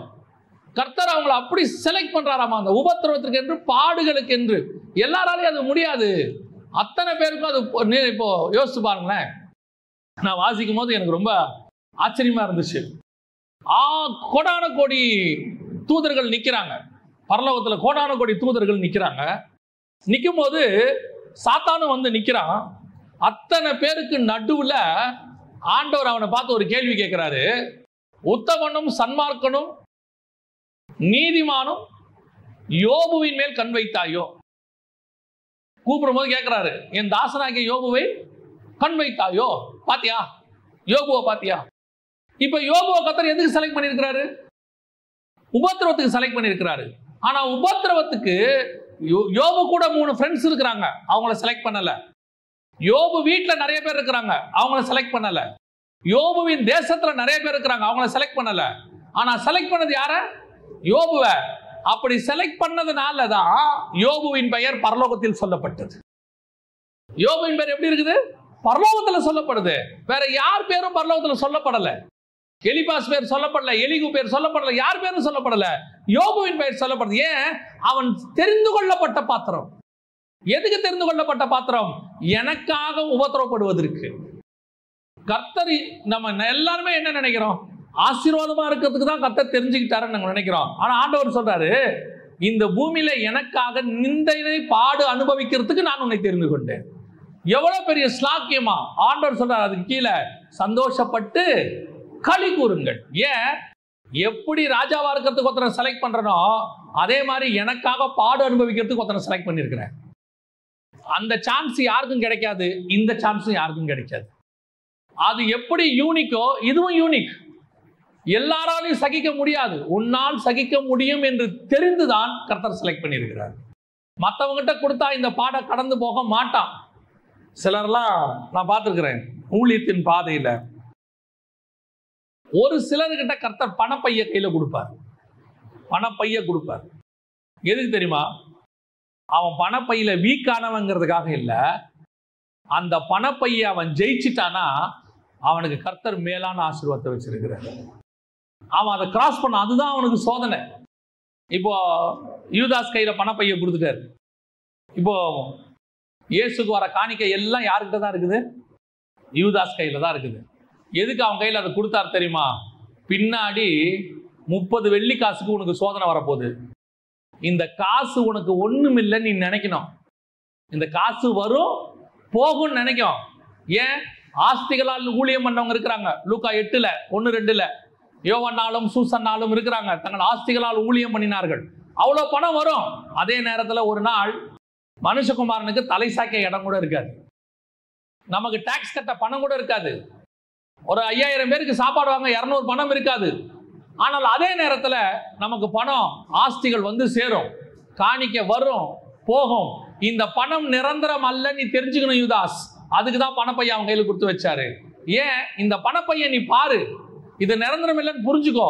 ஏன் தெரியுமா? பின்னாடி உனக்கு இதுல ஒரு சோதனை வரப்போகுது. அந்த சோதனை வரும்போது தெரியணும், இந்த 30 வெள்ளி காசு ஒண்ணுமே இல்லை, இயேசு கிறிஸ்து தான் மேலானவர், அவர் விலையேற பெற்றவர். அந்த சோதனையை கடக்கிறதுக்கு கர்த்தர் அவனுக்கு முன்னாடியே சொல்லி கொடுக்கிறாரு. பல நேரங்களில கர்த்தர் உன்னை அனுமதிக்கிற காரியங்கள் எதுக்கு தெரியுமா? பின்னாடி வரக்கூடிய சோதனையை ஜெயிப்பதற்கு. You are selected for that. நீங்கள் கர்த்தர் உங்களை அதுக்கென்று தேர்ந்தெடுக்கிறார். நீங்க நினைக்கிறீங்க அப்பா இல்ல அம்மா இல்ல யாருமே இல்ல, நான் வந்து கஷ்டப்பட்டு குடும்பத்தை நடத்திட்டு இருக்கிறேன், எனக்கு மட்டும் ஏன்? ஏன்னா நீ சூசன். அப்பா இருந்து அம்மா இருந்து, அப்பா சம்பாரிச்சு போட்டு அம்மாவும் வேலைக்கு போய் சம்பாரிச்சு 2 பேரும் சேர்ந்து ஒரு பையனை வளர்க்குறாங்க. அது 1,00,000 பேர் அப்படி செய்வாங்க. ஆனா 1,00,000த்துல ஒருத்தருக்கு தான் உன்ன மாதிரி ஒரு வாழ்க்கை கிடைக்கும். யாரும் ஏங்க இந்த கஷ்டமான வாழ்க்கை எனக்கு தேவையா? நீ நினைக்கிற இது கஷ்டமான வாழ்க்கைன்னு, ஆனா இது உனக்கு செலக்ட் பண்ணி கொடுத்த வாழ்க்கை. எதுக்கு தெரியுமா? உன் பரலோகத்துல உன் பலன் மிகுதியாக இருப்பதற்கு. பரலோகத்துல உன் பலன் மிகுதியாக இருக்கும். பூமியிலையும் சந்தோஷப்பட்டு களி கூறுங்க. அப்போஸ்தலர்கள் என்ன செஞ்சாங்களா? ஆலோசனை சங்கத்தை விட்டு எப்படி போனாங்களா? சந்தோஷமாய் புறப்பட்டு போய். அவன் சொன்னா இயேசுவை பத்தி பேசக்கூடாதுன்னா, அடுத்த வசனம் சொல்லுது, தினந்தோறும் தேவாலயங்களிலும் வீடுகளிலும் இடைவிடாமல் உபதேசம் பண்ணி இயேசுவே கிறிஸ்துவென்று பிரசங்கித்தார்கள். நான் சந்தோஷமா சொல்லுவேன் இயேசுதான் தேவன் என்று. ஏன்? என்ன கர்த்தர் அதுக்குன்னே செலக்ட் பண்ணி இருக்கிறார், அவமானப்படுறதுக்குன்னு செலக்ட் பண்ணி இருக்கிறார். எவ்வளவு பெரிய இதை நீங்க நெகட்டிவா பார்க்காம இதே விஷயத்த பாசிட்டிவா பார்க்கணும். இந்த உபத்திரவத்துல நான் தான் சமாளிக்க முடியும், அதுக்கு தான் பரலோகம் என்ன செலக்ட் பண்ணி இருக்குது. இதை கடந்து போறதுக்கு என்னால முடியும் நம்பி பரலோகம் செலக்ட் பண்ணி இருக்குது. நம்ம என்ன சொல்றோம்? எனக்கு மட்டும் தாங்க இந்த பிரச்சனை, எல்லாரும் நல்லா இருக்கிறாங்க, நான் ஏன், எனக்கு மட்டும் ஏன் அப்படின்னு கேக்குறீங்களா? நீ மட்டும்தான் சூசன், நீ மட்டும்தான் செலக்ட் பண்ணப்பட்டவர். அப்படி செலக்ட் பண்ணவங்களுக்கு மட்டும்தான் அது நடக்கும். அதை நெகட்டிவா என்ன பாக்குறோம்? நான் வேதனைப்படுறேன். இல்ல இல்ல, பரலோகம் என்ன செலக்ட் பண்ணி இது கொடுத்துருக்குது. பாருங்க, டெண்டுல்கர் கிரிக்கெட் விளையாடுறாரு, சரியா? 100 அடிக்கிறாரு, உடனே கொண்டாந்து கோடி கணக்கில் கொட்டி கொடுக்குறாங்க, விளம்பரம் கூட்டு போறாங்க, ஊர் ஊரா கூட்டு போறாங்க. இப்போ அப்படியே ஒரு ராணுவ வீரன் உட்காந்து அப்படி பனிமலையிலிருந்து குளிர்ல உட்காந்து அந்த பார்த்துக்கிட்டே இருக்கிறான். அவன் என்ன நினைப்பான் தெரியுமா? அவர் கிரவுண்ட்ல விளையாடி 100 அடிச்சுட்டு எவ்வளோ பணம் வாங்கின்னு போறாரு. நான் இந்த குளிர்ல இங்கே உட்காந்துருக்கேன், மாசம் மாசம் சம்பளம் கொடுக்குறாங்க, ஒரு காலகட்டத்துக்கு அப்புறம் என்னை அமுச்சு விட்டுருவாங்க அப்படின்னு அவன் நினைச்சான்னா, அவன் வேலையை அவன் நெகட்டிவா நினைக்கிறான்னு அர்த்தம். அவன் என்ன தெரியுமா நினைப்பாரான்? அவர் விளையாடி அவர் சம்பாரிச்சு அவர் குடும்பத்தை காப்பாற்ற போறாரு, நானும் இந்த நாட்டை காப்பாற்றுவதற்கென்று காஷ்மீர்ல உட்கார்ந்துருக்கிறேன். அவரால் இந்தியாவுக்கு பெருமை, என்னால இந்தியாவுக்கு பாதுகாப்பு. இன்னொரு டெண்டுல்கர் வர முடியும், ஆனா நான் கொடுக்குற உயிரை இன்னொருத்தர் கொடுக்க முடியாது. இதுதான் அவன் பாசிட்டிவா பாக்குறது. உன்னை என்னையும் ஊழியத்துல கொண்டு வந்து அவமானப்படுற இடத்துல கர்த்தர் ஏன் வச்சிருக்கிறாரு? ஏன் உன்னை என்னை கேவலம் பேசுறான்? எல்லாரையும் பேசுறானா? எல்லாரையும் திட்டுறானா? எப்ப திட்டுவான் தெரியுமா? நீ அவமானப்பட பாத்திரராய் பரலோகம் என்னைக்கு நினைக்குதோ அன்னைக்கு உன்னை திட்ட தொடங்குவான். ஒருத்தர் உன்னை திட்ட தொடங்கும் போது நீங்க நினைச்சுக்கணும், ஒருத்தர் உங்களை உபத்திரவப்படுத்த நினைக்கும் போது நீங்க நினைச்சுக்கணும், ஓகே ரைட்டு, பரலோகம் நம்மளை என்ன பண்ணி வச்சிருக்குது? சூஸ் பண்ணி இருக்குது. கர்த்தர் என்னை வேறு விரித்திருக்கிறார். முதலாவது, அவர்கள் எதற்கு சந்தோஷப்பட்டார்கள்? கர்த்தர் நிமித்தம் அவமானப்படுவதற்கு சந்தோஷப்பட்டார்கள், நிந்திக்கப்படுவதற்கு சந்தோஷப்பட்டார்கள். அதான் ஆண்டவர் சொல்றாரு, என் நிமித்தம் நீங்கள் நிந்தித்து துன்பப்படுத்தப்படுவீர்கள், சந்தோஷப்பட்டு களி கூறுங்கள். 2வது வாசிங்க, அப்போஸ்தலர் நடபடிகள் 13ஆம் அதிகாரம் 50 முதல் 52 வரைக்கும் வாசி. யூதர்கள் பக்தியும் கனமுமுள்ள ஸ்திரீகளையும் பட்டணத்து முதலாளிகளையும் எடுத்துவிட்டு பவுலையும் பர்னபாவையும் துன்பப்படுத்தும்படி செய்து தங்கள் எல்லைகளுக்கு புறம்பாக அவர்களை துரத்திவிட்டார்கள். இவர்கள் தங்கள் கால்களில் படிந்த தூசியை அவர்களுக்கு எதிராக உதறி போட்டு இக்கோனியா பட்டணத்துக்குப் போனார்கள். சீஷர்கள் சந்தோஷத்தினாலும் பரிசுத்தாவியினாலும் நிரப்பப்பட்டார்கள். இப்போ 2வது பார்ட். முன்னாடி அடிச்சான், உதைச்சான், துன்புறுத்தினா, அது ஒரு பார்ட். இப்போ 2வது பார்ட் என்ன தெரியுமா? ஊருக்குள்ளேயே வாழ விட மாட்டேங்கிறான். அதுக்கு முன்னாடி உள்ள சம்பவங்கள்லாம் போய் பாருங்க. ஒரு கூட்டம் பவுல் மேல பொறாமையினால் நிறைந்து நல்ல பிரசங்கம் பண்றாரு பவுல். பிரசங்கம் பண்ண உடனே ஒரு பெரிய கூட்டம் வந்துருச்சு. 44 வசனம். அடுத்த ஓய்வு நாளிலே கொஞ்சம் குறைய பட்டணத்தார் அனைவரும் தேவ வசனத்தை கேட்கும்படி கூடி வந்தார்கள். யூதர்கள் ஜனக்கூட்டங்களை கண்டபோது பொறாமையினால் நிறைந்து. இப்படி ஒரு கூட்டம் இருக்குது. இது 2வது பார்ட். கர்த்தர் உங்களை வல்லமையா எடுத்து பயன்படுத்தினா, கர்த்தர் உங்களை யூஸ் பண்ணா, அல்லது கர்த்தர் உங்க கூட இருந்தா, கர்த்தர் உங்க மூலமா மகிமைப்பட்டா, ஒரு பெரிய கூட்டம் உங்களை சுத்தி வருதுன்னு நினைச்சா ஒரு பெரிய கூட்டத்துக்கு பொறாமை வரும். அந்த கூட்டத்துக்கு உங்களை பார்த்தா என்ன வரும்? ஒரு பொறாமை ஒன்று வரும். என்னடா இவன் திடீர்னு இப்படி மேலே வந்துட்டான், இவன் அழிஞ்சிருவான்னு பார்த்தோம் மேலே வந்துட்டான், ஒளிஞ்சிருவான்னு பார்த்தோம் மேலே வந்துட்டான், இவன் இல்லாம போயிடுவான்னு பார்த்தோம் மேலே வந்துட்டான். இந்த பொறாமப்படுற கூட்டம் ஒன்று இருக்கு எனக்கு. ஆனால் இந்த பொறாமப்படுற கூட்டத்தை பார்த்தோன்னே ஆரம்பத்தில் எனக்கும் ரொம்ப கஷ்டமா இருக்கும். ஏதாவது சொல்லுவாங்க, பொறாமப்படுவாங்க. நான் நினைப்பேன், நம்ம வேலையை செய்கிறோம், எதுக்காக நம்ம மேலே இவங்க பொறாமப்படுறாங்கன்னு. அப்புறமா தான் எனக்கு தெரிஞ்சிச்சு, அவன் பொறாமப்படுறதுல நமக்கு ஒரு சந்தோஷம் இருக்குது. என்ன சந்தோஷம் தெரியுமா? பொறாமை பட பட பட கர்த்தர் நம்மளை உயர்த்திக்கிட்டே போவார். முன்னாடி இருந்ததை விட கூட்டம் 2 மடங்கு ஆயிடும். முன்னாடி இருந்ததை விட கர்த்தர் உங்களை ஆசீர்வதிக்க தொடங்கிடுவார். இவன் வேணாம்பா, கர்த்தர் வேற டோரை திறந்துருவார். அங்க வசனம் சொல்லுது பாருங்க, 48 வசனம். புறஜாதியார் அதை கேட்டு சந்தோஷப்பட்டு கர்த்தருடைய வசனத்தை மகிமைப்படுத்தினார்கள். இது 2வது. இப்போ ஒரு கூட்டம் போச்சு, இன்னொரு கூட்டம் வந்துருச்சு. யூதர்கள் விரட்டுறான், புறஜாதியார் ஏத்துக்கிறான். இந்த பக்கம் துரத்தி விடுறாங்க, அந்த பக்கம் ஏத்துக்கொள்றாங்க. கர்த்தர் ஒரு பக்கம் உனக்கு பக்கத்துல இருக்கக்கூடிய டோரை மனுஷன் அடைச்சானா, கர்த்தர் இன்னொரு பக்கத்துல உனக்கு என்ற ஒரு கதவை திறந்து வச்சிருப்பார். அதுதான் கர்த்தர் உங்களுக்கு எனக்கும் வைக்கிறது. பல நேரத்துல நம்ம இதை மறந்துடுறோம். என்ன நினைக்கிறோம்? என்ன விரட்டுறாங்க, ஊழியம் பண்ண விட மாட்டேங்கிறாங்க, என்ன சந்தோஷமா இருக்க விட மாட்டேங்கிறாங்க, என்ன நிம்மதியா வாழ விட மாட்டாங்க. நான் ஒன்றும் செய்யலையே, நான் நல்லா தானே இருக்கிறேன். எஸ், நம்ம கரெக்டா தான் இருக்கிறோம். இவங்களால கோலியாத்தை ஜெயிக்க முடியல. வந்து தாவீது ஜெயிச்சு கொடுத்துட்டான், கோலியாத்து செத்துட்டான். இப்ப நியாயமா தாவீதை பார்த்து என்ன செய்யணும்? எல்லாரும் பாராட்டணும். தாவீது, நாங்கெல்லாம் பயந்து ஒளிஞ்சிருந்தோம், நீ ஒரு ஆள் வந்து தைரியமா ஜெயிச்சுட்ட அப்படின்னு. ஆனா சவுலுக்கு தாவீதை பார்த்தா என்ன வருது? பொறாமை வருது. ஏன் திடீர்னு பொறாமை? என்னாலதான் முடியல, என்னால முடியாததை ஒருத்தன் செய்யறான். நீங்க பாருங்க, ஆபீஸ்ல எல்லாரும் ஏதாவது ஒரு மேனேஜரோ பெரியவளோ ஒரு வேலை சொல்லுவார். எல்லாரும் முடிச்சுக்கிட்டு இருப்பாங்க. நாம திடீர்னு அந்த சொல்யூஷன் ஒன்று சொல்லிடுவோம், இல்லை நாம திடீர்னு ஒரு அதுக்கான விடையை கண்டுபிடிச்சிருவோம். அவர் ஓகேப்பா அப்படின்னு 2 தட்டு கொடுத்துட்டு பாராட்டிட்டு போயிடுவார். டோட்டல் ஆபீஸே அகைன்ஸ்டா மாறிடும். ஏன்? உனக்கு மட்டும்தான் தெரியுமா? நீ மட்டும்தானா? நம்ம என்ன பண்ணோம்? கேட்ட கேள்விக்கு உங்க யாருக்கும் என்ன தெரியல, பதில் தெரியல. நாங்க என்ன பண்ணோம்? பதில் சொன்னோம். இதுல என்ன இருக்குது? ஏன் உங்களுக்கு பொறாமை?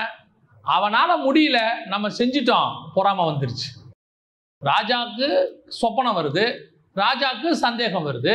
இதையெல்லாம் உங்களால தீர்க்க முடியல, ஒருத்தன் தீர்க்கிறான். கர்த்தர் அவங்க கூட இருக்கிறாரு, தீர்த்து வைக்கிறாரு. இப்போ இவனுங்களுக்கு கோபம் யார் மேல வருது? தானியேல் மேல வருது. இவன் மட்டும் என்ன எல்லாத்துக்கும் பதில் சொல்லிட்டு இருக்கிறான்? இவன் மட்டும் ஏன் எல்லாத்துக்கும் ராஜாவுக்கு உடனே போறான்? ஏன் ராஜா இவனை மட்டும் நேசிக்கிறார்? என்ன செய்யலாம்? எப்படியாவது இவனை தூக்கி சிங்க கபில போடுவோம். பொறாமை. அப்படி ஒரு சிச்சுவேஷன் ஒன்று உங்க லைஃப்ல வரும். நீங்கள் நல்லது செய்யும் போது நீங்கள் தீங்கு அனுபவிக்க தொடங்குவீர்கள். நீங்கள் உண்மையா இருக்கும் போது கஷ்டப்பட தொடங்குவீர்கள். நீங்க நல்லது செஞ்ச உடனே உங்க ஒரு குரூப் உங்களுக்கு அகைன்ஸ்டா மாறிடும். ஒண்ணு இல்லைங்க, இது ஊழியத்துல கூட இருக்குங்க.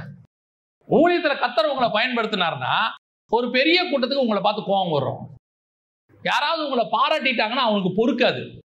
உங்ககிட்ட 10 நல்ல காரியம் இருக்கும், ஒன்று ஏதோ மிஸ்டேக்கா பேசி இருப்பீங்க. இங்க வந்து இயேசுநாதரை தவிர மிஸ்டேக் இல்லாம வேற யாராலையும் பேசவே முடியாது. நல்லா தெரிஞ்சுக்கொள்ளுங்க. ஊழியத்தின் பாதையில இயேசுநாதர் மட்டும்தான் பர்ஃபெக்டா பேசுறவர். மிச்சம் அத்தனை பேர்கிட்ட என்ன இருக்கும்? மிஸ்டேக்ஸ் இருக்க வாய்ப்பு இருக்குது. ஆனா என்ன பண்ணுவான் தெரியுமா? நீ செய்யற 10 நல்ல மெசேஜ் எடுக்க மாட்டான். நீங்க எங்கேயாவது வாய் தவறி ஒரு மிஸ்டேக் பண்ணிருப்பீங்க, அதை புடிச்சுப்பான். பாத்தீங்களா எவ்வளவு தப்பா பேசியிருக்கிறாரு பாத்தீங்களா அப்படிம்பா. ஏன் தெரியுமா எதனா அப்படி சொல்றான் தெரியுமா? உன் மேல அவன் பொறாமப்பட ஆரம்பிச்சிட்டான்னு அர்த்தம். உன் மேல அவனுக்கு ஆத்திரம் வர தொடங்கிருச்சு. என்னடா இவன் மேல போயிட்டே இருக்கிறானே, இவ்வளவு தூரம் ஆத்திரம். இதுதான் நீங்கள் சந்தோஷப்பட வேண்டிய 2வது தருணம். ஏங்க சந்தோஷப்படணும்? அவன் தான் பொறாமப்படுறான், நம்ம மேல கோவப்படுறான், நம்மளை பத்தி போட்டு கொடுக்குறான், சிங்கக்கெபில தூக்கி போடணும்னு நினைக்கிறான், நம்மளை ஏதாவது செய்யணும்னு நினைக்கிறான். நான் ஏன் சந்தோஷப்படணும்? அவன் பொறாமப்படும் போது நீ சந்தோஷப்பட்டு களி கூறுங்கள். உங்கள் மேல் பொய்யாய் சொன்னால் நீங்க என்ன பண்ணுங்க? சந்தோஷப்பட்டு களி கூறுங்கள். ஏன் களி கூறுங்கள்? வசனம் சொல்லுது, சீஷர்கள் சந்தோஷத்தினாலும் பரிசுத்த ஆவியினாலும் நிரப்பப்பட்டார்கள். ஏன்? உன்னை ஒருத்த பொறாமப்பட்டு நீ ஒழியணும்னு நினைக்க ஆரம்பிச்சிட்டா கர்த்தர் உன்னை உயர்த்த தொடங்கிட்டார்னு அர்த்தம். கர்த்தர் உன்னை உயர்த்த தொடங்கின தான் அவனுக்கு பொறாமையே வருது. நீ கொஞ்சம் நல்லா பாடு, உன் மேல பொறாம வந்துடும். நீங்க ஒண்ணு வீட்டுல நீங்க கொஞ்சம் நல்லா சமைச்சு பாருங்க, கூட இருக்கிற இன்னொரு ஆளுக்கு பொறாம வந்துடும். என்ன இவங்க தான் ரொம்ப நல்லா சமைக்கிற மாதிரி. என்ன காரணம்? நீங்க நல்லது செய்ய தொடங்கிட்டீங்கன்னு அர்த்தம். பரலோகம் உங்களை பார்க்க தொடங்கிருச்சுன்னு அர்த்தம்.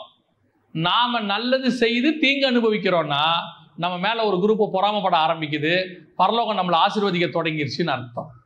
இதுதான் இன்னைக்கு நடக்குது. இன்னைக்கு பூமியில இருக்கிற மிக முக்கியமான விஷயம் அதான். அவனும் நல்லது செய்ய மாட்டான், நாம நல்லது செஞ்சாலும் பொறாமப்படுவான். நம்மளை எப்படியாவது கவுக்கணும்னு நினைப்பான், நம்மளை எப்படியாவது கீழே தள்ளணும்னு நினைப்பான், சிங்கக்கெபில தூக்கி போடணும்னு நினைப்பான். ஆனா ஒண்ணு மட்டும் நிச்சயம், தேவன் நம்மளை உயர்த்தி மேலே உட்கார வைக்க போகிறார். அதை நினைச்சு நீங்க சந்தோஷப்பட்டு களி கூறணும். என்ன என் சகோதரர்கள் குழியில போட்டாலும் சரி, நான் எங்க அப்பாவுக்கிட்ட ரொம்ப நெருக்கமா இருக்கிறேன்னு என் கூட பிறந்தவங்க எனக்கு லாஸ்ட் வெறுப்பு. அதனால என்ன பண்ணாங்க? பொறாமையில எங்க அப்பா எனக்கு தனி ட்ரெஸ் தைச்சு கொடுத்தாருன்னு கோவத்துல என்னை அடிச்சு குழியில போட்டாங்க. இவனுங்க பொறாமப்பட்ட உடனே எனக்கு இவங்க மேல கோபம் வர்றது இயல்பு, ஆனா எனக்கு வராது. ஏன்? இவன் பொறாமப்படுறானா பரலோகம் என்னை உயர்த்த தொடங்கிருச்சுன்னு அர்த்தம். நான் எகிப்துக்கு போக போறேன், பிரதமர் ஆகிறதுக்கான வாய்ப்பு நெருங்கிருச்சுன்னு அர்த்தம். நான் அந்த ரூட்டில் அந்த அழைப்புக்குள்ள வந்துட்டேன்னு அர்த்தம். அவன் துரத்தி விட்டா தான் நான் எகிப்துக்கு போக முடியும். நான் எகிப்துக்கு போனா தான் பிரதமராக மாற முடியும். அப்ப அதுக்கு இவன் பொறாமப்பட வேண்டியது என்னவா இருக்குது? அப்ப நான் எதுக்கு சந்தோஷப்பட்டு களி கூறணும் தெரியுமா? நீ பொறாமப்படு, நான் என் ஊழியத்தின் மேலே போக போகிறேன்னு அர்த்தம். நான் அடுத்த அழைப்புக்கு போக போறேன்னு அர்த்தம். எனக்கு கர்த்தர் வச்சிருக்கிற அடுத்த நிலையை நான் அடைய போகிறேன்.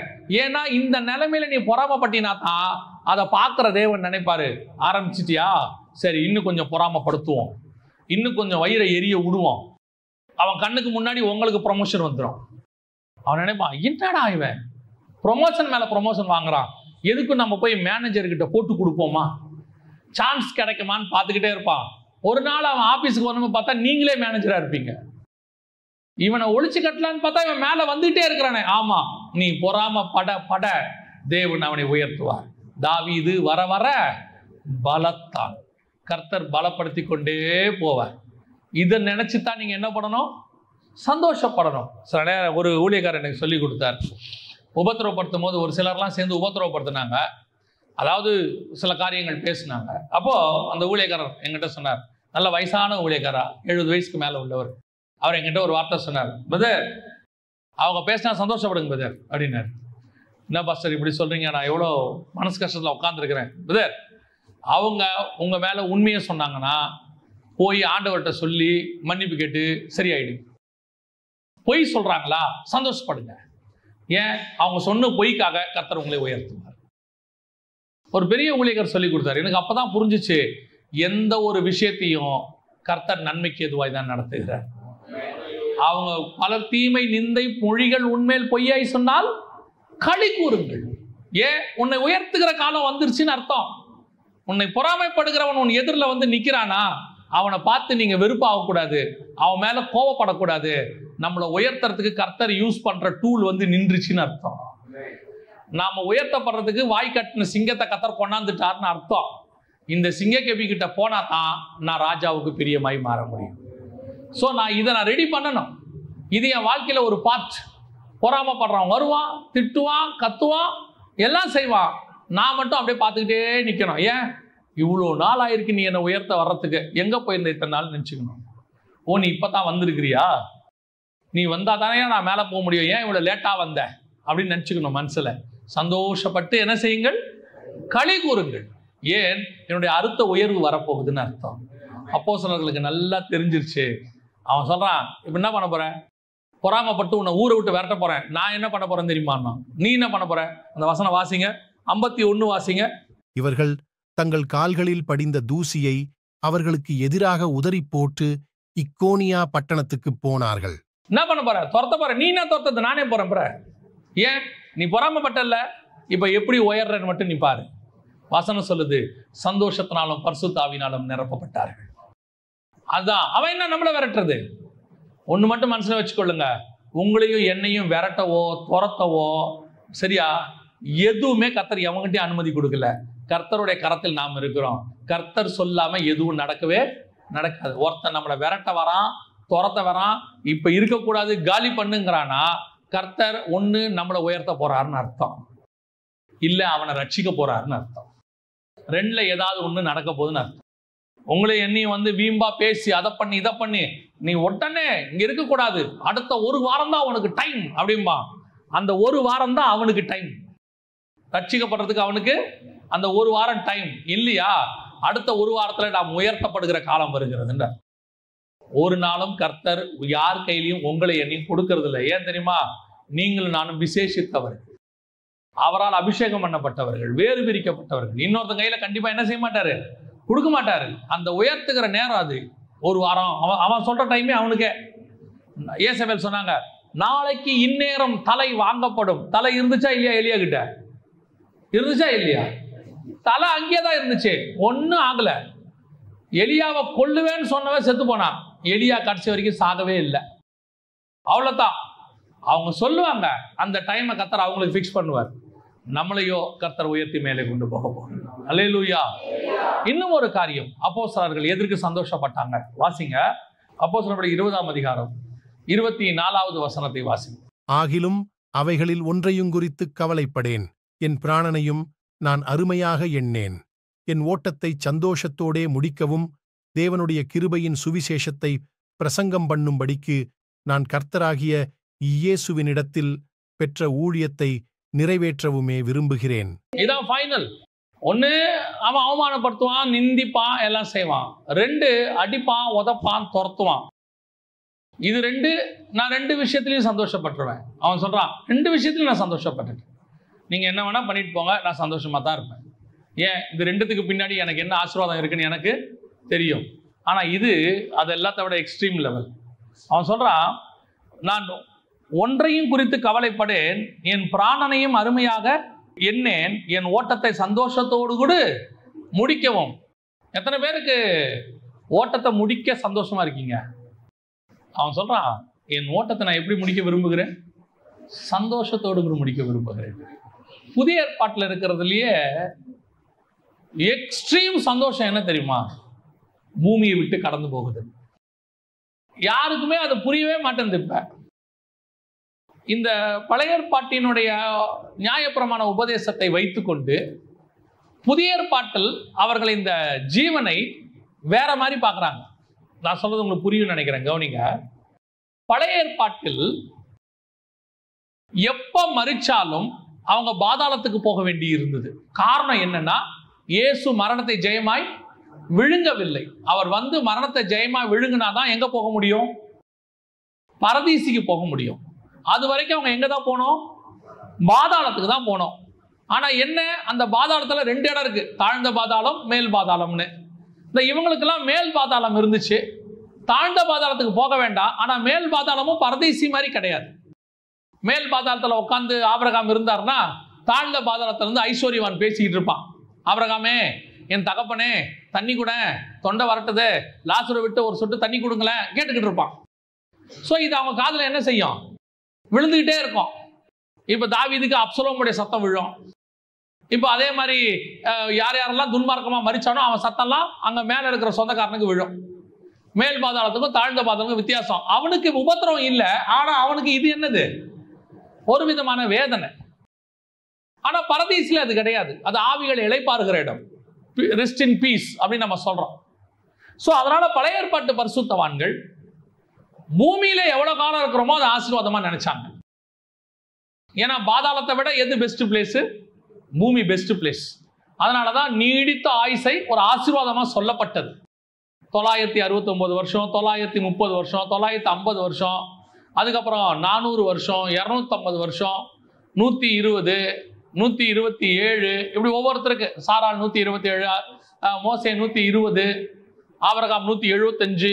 அவங்க இங்க இருக்கிறது ஒரு ஆசீர்வாதமா இருந்துச்சு. அதனாலதான் வசனம் சொல்லும் பூரண வயது உள்ளவனாய் அப்படின்னு. ஆனா புதிய ஏற்பாட்டை பொறுத்த வரைக்கும் இப்ப நமக்கு பரதீசி ஓபன் ஆயிருச்சு. கர்த்தர் பாரடைஸ் என்ன பண்ணி வச்சுட்டாரு? ஓபன் பண்ணிட்டார். அப்ப நம்ம இங்கிருந்து எவ்வளவு சீக்கிரம் அங்க போறோமோ அதான் நம்மளுடைய டார்கெட். பூமியை விட எது பெருசு? எது ஆசீர்வாதம்? பரதேசி ஆசீர்வாதம். ஏன்னா பாதாளத்தில் இருக்கிற வேதனை, மேல் பாதாளத்தில் இருக்கிற வேதனை பூமியில கிடையாது. ஆனால் பூமியில் இருக்கிற வீழ்ச்சி, விழுந்து போறதுக்கு பூமியில வாய்ப்பு இருக்குது. அந்த வீழ்ச்சி எங்க கிடையாது? பரதேசில கிடையாது. அப்ப நம்ம மேக்சிமம் எவ்வளவு சீக்கிரம் அங்க போகணுமோ அதை வாஞ்சிக்கணும். அதனாலதான் பவுல் சொல்றாரு, நான் தேகத்தை விட்டு பிரிந்து போவதற்கு ஆசைப்படுகிறேன். நான் இருக்கிறது உங்களுக்கு பிரயோஜனமா இருக்கும், அதனால இருக்கிறேன். போகணும்னு ஆசைப்படுறாங்க. இப்ப பாருங்க, புதிய ஏற்பாட்டுல நீடித்த ஆயுசு ஆசீர்வாதமா இருக்கும்னா இயேசு கிறிஸ்து எத்தனை வயசுல மரித்து போனாரு? 33. அப்ப இன்னைக்கு நம்ம சொன்னோம்னா, ஆக்சுவலா கணக்குப்படி சொன்னோம்னா அல்பாயுசு. சின்ன வயசுலயே செத்து போயிட்டாருங்க. கல்யாணம் கண்ணி கூட பண்ணல, 33 வயசுக்குள்ள செத்து போயிட்டாங்க. நல்ல பையன், நல்லா தான் திடகாத்திரமா தான் இருந்தான், அநியாயமா கொண்டு விட்டாங்க. இன்னைக்கு நம்ம அப்படிதான் சொல்லுவோம். ஸ்தேவானை என்ன சொல்லுவோம்? ஸ்தேவான் மரிச்சது, ரத்த சாட்சியா மரிச்சதுக்கு என்ன சொல்லுவோம்? சின்ன பையன் நல்லா வந்தான், இப்பதான் ஆவிக்குரிய வாழ்க்கையில பெரிய ஆளா வருவோம்னு நினைச்சா அதுக்குள்ளே கல்லெறிஞ்சு கொண்டுட்டாங்க. யாக்கோப என்ன பண்ணுவோம்? பட்டயத்துல கொலை செய்யப்பட்டார், ஏரோது பண்ணான். அப்ப நம்ம என்ன சொல்லுவோம்? அந்த மாதிரி ஆயிரக்கணக்கில் லட்சக்கணக்கில் ரத்த சாட்சிகள் மரிச்சிருக்கிறாங்க. சின்ன சின்ன பிள்ளையெல்லாம் செத்து போயிருக்குது. இப்ப இவங்களை எல்லாம் சொல்ல முடியுமா அல்பாயுசுன்னு சொல்ல முடியுமா? இல்ல. இப்ப பொறுத்த வரைக்கும் மரணம் நமக்கு ஆசீர்வாதம். மரணம் புதிய ஏற்பாட்டில் எப்படி இருக்குது? ஆசீர்வாதமா இருக்குது. என்ன ஆசீர்வாதம்? நான் இந்த ஓட்டத்தை முடித்து சக்சஸ் பண்ணி நான் சந்தோஷமான தேசத்துக்கு போகிறேன். அங்க எனக்கு வீழ்ச்சி கிடையாது. அங்க போயிட்டேன்னா எனக்கு நித்தியம் எனக்கு கிடைச்சிடும். அப்ப எவ்வளவு சீக்கிரம் நான் பூமியில இருந்து அங்க போறேனோ அதுதான் எனக்கு ஆசீர்வாதம். அப்ப இங்க இருக்கிற என் ஓட்டத்தை முடிக்கிறதுக்கு நான் என்ன செய்யணும்? வாஞ்சிக்கணும். சீக்கிரம் முடிக்கணும், சீக்கிரம் முடிக்கணும். முடிச்சு எனக்கு கொடுக்கப்பட்ட வேலையை முடிச்சாச்சுன்னா நான் என்ன பண்ணிடுவேன்? அங்க போயிடுவேன். புதிய ஏற்பாட்டை பொறுத்த வரைக்கும் விசுவாசிகளுக்கு நான் சொல்றேன், ரட்சிக்கப்பட்டு சபைக்குள்ள வருகிறவர்களுக்கு நான் சொல்றேன், இங்கே கர்த்தர் புதிய ஏற்பாட்டுல திருமணம், குழந்தை, பேரப்பிள்ளை இது எதையுமே என்ன செய்யல? ஆசீர்வாதமா சொல்லல. நியூ டெஸ்ட்மெண்ட்ல சிலர் சொல்லுவாங்க, ஆபிரகாமின் ஆசீர்வாதங்கள் எல்லாம் கிறிஸ்து இயேசுவுக்குள்ளாக ஆமென்றும் ஆமென் என்றும் வருகிறது. ஆனா அவர் என்ன சொல்றார் தெரியுமா? கலாத்தியர்ல அதை எழுதும் போது எதை பத்தி சொல்றாருன்னு பாருங்க. கலாத்தியர்கள் 3ஆம் அதிகாரம் 14வது வசனத்தை வாசி. ஆபிரகாமுக்கு உண்டான ஆசீர்வாதம் கிறிஸ்து இயேசுவினால் புறஜாதிகளுக்கு வரும்படியாகவும் ஆவியை குறித்து சொல்லப்பட்ட வாக்குத்தத்தத்தை நாம் விசுவாசத்தினாலே பெரும்படியாகவும் இப்படியாயிற்று. அப்ப எதை பத்தி எழுதியிருக்கிறாரு? பரிசுத்த ஆவியினுடைய வாக்குத்தத்தத்தை குறித்தும் ஆபிரகாமினால் உண்டாகக்கூடியதான இயேசு கிறிஸ்துவின் ஆசீர்வாதத்தை குறித்து எழுதுறாரு. எது ஆபிரகாமுக்கு ஆசீர்வாதமே கொடுக்கப்பட்டது? வானத்தையும் பூமியும் உண்டாக்கின தேவனிடத்துல வந்த மெல்கிசேதேக்கு கொடுத்த அப்பமும் ரசமும். அந்த ஆசீர்வாதம் புறஜாதியாருக்கு வரும்படியாகவும் ஆவியை குறித்து சொல்லப்பட்ட வாக்கு தத்தத்தை நாம் விசுவாசத்தினாலே பெரும்படியாகவும் இப்படி ஆயிற்று. அவர் எதை பத்தி பேசல? நீடித்த ஆயுசு. அப்புறம் ஆபிரகாம் ஒரு குரூப் இப்படி அலையுது, ஆபிரகாமுக்கு ஆண்டவர் பூமியில ஆசீர்வாதத்தை கொடுத்திருக்கிறாரு, ஆபிரகாம் 3 கல்யாணம் பண்ணாருன்றான். கேத்தூரால், ஆகாரு, சாராடு 3 கல்யாணம் பண்ணாரு. அதனால ஆமா ஆபிரகாமுடைய ஆசீர்வாதங்கள் நமக்கு உண்டு. ஆண்டவர் மாம்சத்தை குறித்தே பேசல, பூமிக்குரிய ஆசீர்வாதத்தை குறித்தே பேசல. அவர் எதை குறித்து பேசுகிறார்? ஆவியை குறித்து பேசுகிறார். அவர் உடன்படிக்கையை குறித்து பேசுகிறார். தேவன் அங்கே எதை பத்தியும் பேசவில்லை. அதுவும் சந்ததியை பத்தி பேசும்போது அந்த சந்ததி கிறிஸ்துவே அப்படிங்கிறார். வாசிங்க, கீழே சொல்றாரு பாருங்க, 3ஆம் அதிகாரம் 16வது வசனம்.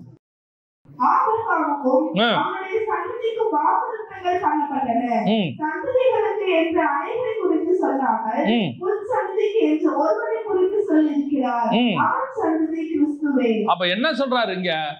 உலகத்தினுடைய ஆசீர்வாதத்தை பத்தியே பேசல. ஒரு குரூப் இன்னைக்கு சொல்லிட்டு இருக்குது, ஆபிரகாமுடைய உலக ஆசீர்வாதம், நீடித்த ஆயுசு, 175 வயசு, பூமிக்குரிய ஆசீர்வாதம், இதை பத்தியே பைபிள் பேசல. புதிய ஏற்பாட்டை பொறுத்த வரைக்கும் எவ்வளவு சீக்கிரம் முடித்து விட்டு தேவனை சந்திக்க போகிறோமோ அது ஆசீர்வாதம். எவ்வளவு சீக்கிரம் பரதீசிக்கு போக ஆசைப்படுகிறோமோ அது ஆசீர்வாதம். இதுலதான் அவன் சந்தோஷமா சொல்றான், ஓட்டத்தை சந்தோஷத்தோடு கூட முடித்து. என்ன அற்புதமான வார்த்தை பாருங்க. அவன் எந்த வார்த்தையை சொல்றான்? நான் இதை பத்தி எல்லாம் சொல்லலப்பா, என் அருமையா எண்ணேன், என் ஓட்டத்தை சந்தோஷமான முடியணும். எனக்கு ஒரு வேலை கொடுத்தார் ஆண்டவரு, நான் முடிச்சிட்டேன். என்னப்பா வயசு 45 தானே ஆகுது, 45 வரைக்கும் இருந்திருக்கிறேன், போதும், பிரைஸ் தி லார்ட். என்னாச்சு? வேலை முடிஞ்சிடுச்சு. சொல்ல வேண்டிய சுவிசேஷம் சொல்லியாச்சு, பண்ண வேண்டிய ஊழியத்தை பண்ணியாச்சு, எழுத வேண்டிய நிருபத்தை எழுதியாச்சு. இனி என்ன பண்ண போறேன்? கிளம்பலாம். என்னப்பா பேர பிள்ளையெல்லாம் பார்க்க வேண்டாமா? எதை வாஞ்சிக்கிறேன்? ஓட்டத்தை முடிக்க, சந்தோஷமாய் முடிக்க வாஞ்சிக்கிறேன். I want to finish my work. அதுதாங்க சந்தோஷம். இன்னைக்கு அது அப்போஸ்தலர்களுக்கு நல்லா தெரியுது. அதனாலதான் அவங்க எப்போ வரும்னு காத்திருந்தாங்க. நான் என் ஓட்டத்தை ஜெயமாய் முடித்து. இந்த எண்ணம் நமக்கு வரணும். இதுலதான் சந்தோஷம் இருக்குது. நீங்க இந்த பூமியில ஒவ்வொரு நாள் இருக்கிற சந்தோஷத்தை விட பரலோகத்தில் இருக்கிற ஒவ்வொரு நாளும் சந்தோஷம். இப்படி வச்சுக்கோங்க, எது சந்தோஷம்? பூமியில மனைவி, பிள்ளைகள், குடும்பம், வேலை, வெட்டி, டெய்லி ஆபீஸ் போக வர, டிராபிக், தூசி, இந்த பிரச்சனை, இதோடு கூட இருக்கிறது சந்தோஷமா? பரதீசில மரித்து போன பரிசுத்தவான்கள் அத்தனை பேரோடு கூட, இயேசுவோடு கூட நித்தியத்தில் இருக்கிறது சந்தோஷமா? யோசிச்சு பாருங்க, எது சந்தோஷம்னு. ஒரு சிலருக்கு இதுதான் சந்தோஷமா தெரியுது, பூமி தான், இதை பத்தி தான் அவன் பேசுறான், இதைத்தான் விரும்புறான். காரணம், அவனுக்கு இன்னும் உண்மையான சந்தோஷம் எதுவென்று தெரியவில்லை. ஆண்டவர் சொல்றாரு, பரலோகத்திலே உனக்கு சந்தோஷம் உண்டு. இப்போ 3 வகையான மக்களை பார்த்தோம். 3 வகையான மக்களை நாம் பார்த்தோம். ஒன்று, கிறிஸ்துவின் நிமித்தம் அவமானப்பட, கிறிஸ்துவின் நிமித்தம் நிந்தையை அனுபவிக்க. 2, கிறிஸ்துவின் நிமித்தம் துரத்தப்பட, வாழ விடாம பொறாமை கூடுகிற கூட்டம். உன்னை வாழவே விட மாட்டாங்க. ஒரு இடத்துல நீங்க போய் பாருங்க, வாசித்து பாருங்க, எங்கெங்கெல்லாம் பவுல் போறானோ பின்னாடி போயிட்டே இருப்பாங்க. ஒரு இடத்துல கூட அவனை வாழ விட மாட்டாங்க, ஊழியம் பண்ண விடவே மாட்டாங்க. எனக்கு என் மனசை பாதிச்ச ஒரு விஷயம், ஒரு மனுஷன் தன் மனைவி பிள்ளைகளோட ரோட்ல கடை போட்டு, வண்டி கடை போடுவாங்க தெரியுமா, ரோட்ல வண்டி போட்டு அவர் என்ன பண்ணிட்டு இருந்தாரு, அன்றாடம் அவர் சாப்பாட்டுக்கு சம்பாரிச்சுக்கிட்டு இருந்தார். நல்ல மனுஷன். நான் அங்கே போய் சாப்பிடுவேன் அந்த வண்டி கடையில். அவர் குடும்பமாக உழைப்பாங்க, அந்த பிள்ளைகள் வரைக்கும் எல்லாரும் உழைப்பாங்க. அவர் எல்லாம் எடுத்து கொடுப்பாரு. அந்த சகோதரி கூட நின்று ஹெல்ப் பண்ணுவாங்க. அந்த பசங்க தட்டு கழுவுவாங்க. ரொம்ப குடும்பமாக வேலை செய்வாங்க. நல்லா சம்பாதிச்சாங்க, சந்தோஷமாக இருந்தாங்க. ஒரு 2-3 வருஷம் திடீர்னு அந்த கார்னர் பில்டிங்கில் ஒரு பெரிய ஹோட்டல்காரன் இடம் வாங்கினான். இடத்த வாங்கி அவன் என்ன பண்ணா, அப்படியே அந்த ஹோட்டலை பெருசாக கட்டி ரெஸ்டாரண்ட், நான் பேர் சொல்ல விரும்பல, பெரிய ரெஸ்டாரண்ட் போட்டான். அவன் ரெஸ்டாரண்ட் போடுறான். இவர் வண்டி கடையில் கூட்டம் மொக்கிது, ஏன்னா டேஸ்டா இருக்கும். கூட்டம் மொக்கிது, அவன் ரெஸ்டாரண்ட்ல ஆள் இல்லை. அவன் என்ன பண்ணான் தெரியுமா, இந்த மனுஷனை போலீஸை வச்சு ரோட்ல கடை போட்டிருக்கன்னு சொல்லி காசு கொடுத்து அந்த கடையே காலி பண்ணிட்டான். அந்த இடத்துல நிக்காதானே, அவர் வேற இடத்துல போய் கடை போட்டிருப்பாரு, எங்க போட்டார் தெரியல, அதுக்கப்புறம் அவரை பார்க்க முடியல.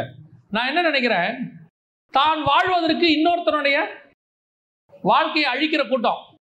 நீ என்ன பண்ணணும், அந்த வண்டி கடையில் கூட்டம் வருதா, அதை விட ரெஸ்டாரண்ட்ல டேஸ்டா போட்டிருந்தீங்கன்னா ஆட்டோமேட்டிக்கா ஜனங்க எங்க வந்துட போறாங்க, ரெஸ்டாரண்ட்டுக்கு வர போறாங்க. முன்னால அவனை நேரடியா என்ன பண்ண முடியல, மோதி பார்க்க முடியல, ஜெயிக்க முடியல. அதுக்கு நீ என்ன பண்ற, தந்திரமா அவனை தூக்கிட்ட. அந்த மாதிரி ஒரு கூட்டம் ஆவிக்குரிய வாழ்க்கையில் இருக்கும், உன் கூடவே இருக்கும். உன் ஆவிக்குரிய ஸ்டாண்டர்ட்ல உன் கூட மோத முடியாம தந்திரமா உன்னை தூக்கிறதுக்கு ட்ரை பண்ணுவான், விரட்ட ட்ரை பண்ணுவான், இருக்க விடாம ட்ரை பண்ணுவான், அங்க இங்கன்னு உன்னை துரத்தி விடுவான். பவுல் பிரசங்கம் பண்ணா கூட்டம் வருது, அதுக்கு பவுல் என்ன பண்ணுவான், கர்த்தர் கிரியை செய்யறாரு, விரட்டுறது யார தெரியுமா? பவுல.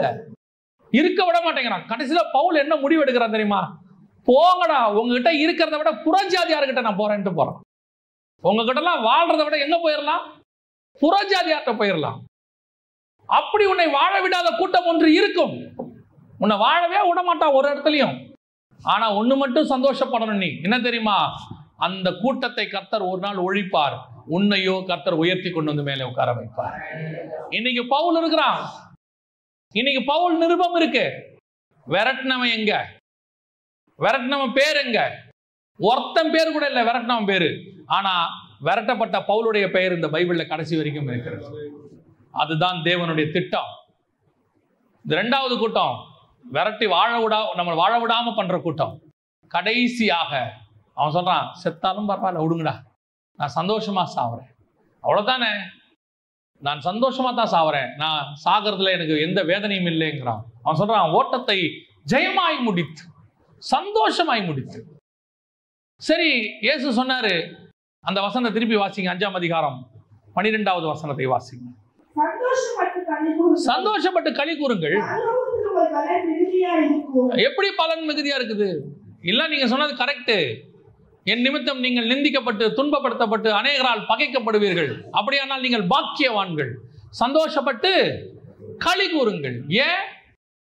பூமியில நான் உங்களுக்கு என்ன செய்யறேங்கிறதெல்லாம் ரெண்டாவது தான்ப்பா.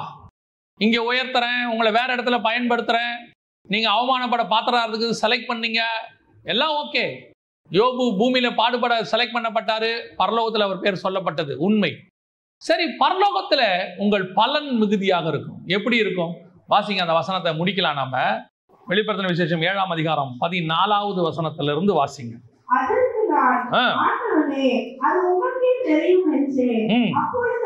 அவன் மிகுந்த உபத்திரவத்திலிருந்து வந்தவர்கள்